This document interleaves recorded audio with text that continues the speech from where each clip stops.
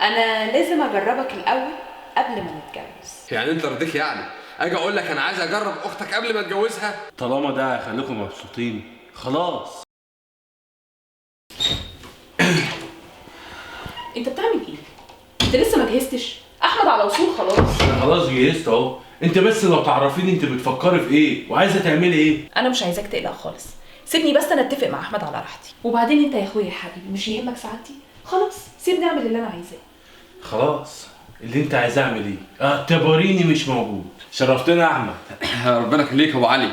قول لي بقى طلباتك ايه وانا مستعد لاي حاجه تطلبها. لا طلبات ايه؟ انا لحد هنا ودور انتهى. هدى بقى اللي هتكمل. كملي يا هدى.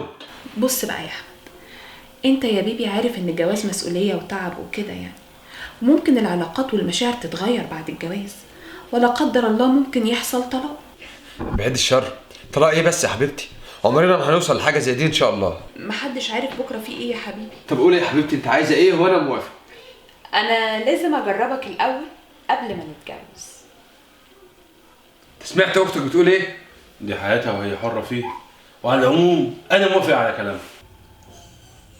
يعني انت رضيك يعني اجي اقول لك انا عايز اجرب اختك قبل ما اتجوزها؟ طالما ده هيخليكم مبسوطين خلاص. يا حبيبي انت شكلك فهمت موضوع العقد غلط خالص. انا بتكلم عن جواز التجربه. احنا نعمل عقد مع بعض لمده 3 سنين، ولو التجربه دي نجحت نجدد العقد بقى ل5 سنين، نجدده ل10 سنين.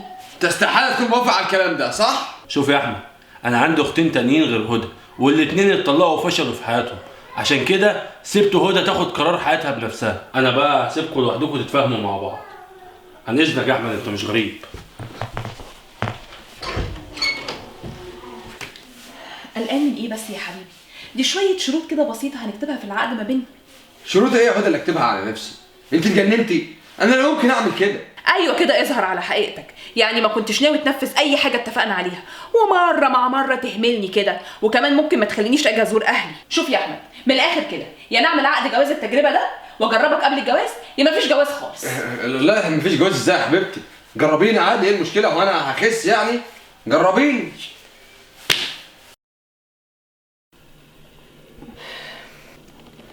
الليله ليلتنا يا قمر. عندك رايح فين؟ انسى، مفيش اي حاجه هتحصل غير لما اكون مستعده نفسيا. استعدي يا حبيبتي براحتك، مفيش اي مشكله، بس دي ليله العمر ما ينفعش نضيعها. العقد اهو، بند رقم 1: ألا تتم العلاقة الزوجية إلا برضاء الزوجة واستعدادها النفسي. انت بتهزري صح؟ يا حبيبتي دي ليله الدخله. أحمد لازم نحافظ على العقد. يلا بقى شوف لك حتة تنام فيها.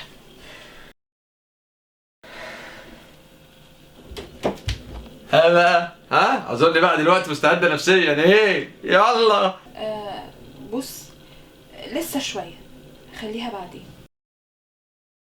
يلا بقى يا حبيبتي، بقالنا فتره مع بعض اهو، اكيد دلوقتي بقيتي مرتاحه نفسيا كده وخلاص. لسه شوية، أنا مش مستعدة نفسيا. وانا هولع نفسيا، حرام بقى. أحمد العقد بيقول إيه؟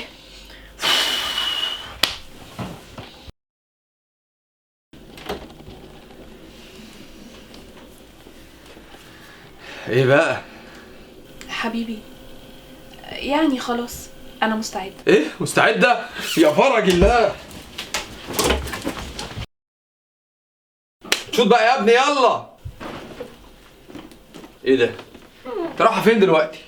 رايحة أتفسح شوية مع صحباتي. لا طبعا ما ينفعش، هتخرجوا في الوقت ده؟ العقد بيقول ايه؟ في البند الخامس: تستطيع الزوجة أن تخرج في أي وقت مع صحباتها. الله يحرق ده عقد بجاز وسخ. طب بقول لك ايه بقى؟ اظن انا حاطط شرط في العقد ده انك ما تطلعيش بره البيت غير وانت لابسه طرحه، اظن ده حقي. حقك طبعا. لبست الطرحة اهو. حبيبتي بقول لك ايه، في واحد صاحبي كده ربنا كرمه ببيبي كده وعامل سبوع الاسبوع الجاي وعازمنا. طيب مبروك. عقبالنا. ربنا يسهل. انا نفسي في طفل صغير بقى يا حبيبتي. العقد بيقول ايه؟ مفيش خلفة في البند العاشر خلال مدة العقد. ده ما عيدش عيشه دي، ده بقت عيشه تزهق. مالكوا يا جماعه غضبانين ليه؟ كده العقد اللي بينكم مش هينفع. يا سيدي كل شويه تقول لي البند رقم كذا، العقد بيقول ايه، العقد مش عارف ايه، انا زهقت. عايز يخلف ومش متفقين عليه في بنود العقد. افرض يعني ما كملناش العقد وحصلت خلافات، الطفل يتبهدل. وليه ما يكونش الطفل ده هو اللي هيجمعنا ببعض ويحافظ على علاقتنا؟ بقول لك ايه يا احمد، انت خلاص وافقت على شروط العقد من الاول ولازم أن تكمل بقى.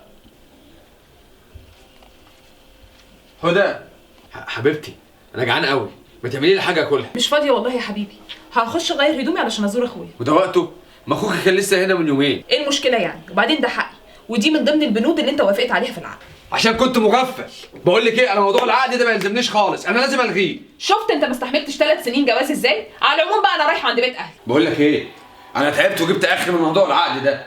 هدى اختك جننتني يا عم. بص بقى يا احمد، انت اخليت ببنود العقد خالص، وانا مش راجعه معاك، وهعيش مع اخويا هنا، وليك بس ان انت تقضي معايا يوم واحد في الاسبوع زي ما مكتوب في بنود العقد. يا سلام، ما نتطلق احسن وكل واحد يروح لحاله بدل القرف ده. ما ينفعش تطلقوا، لان العقد ده مدته 3 سنين ولازم ينتهي، وفي خلال بقى ال3 سنين دولت تصرف على مراتك وتلبي كل طلباتها حتى لو كانت في بيت اخوها. وده برضه في بنود العقد. طبعا.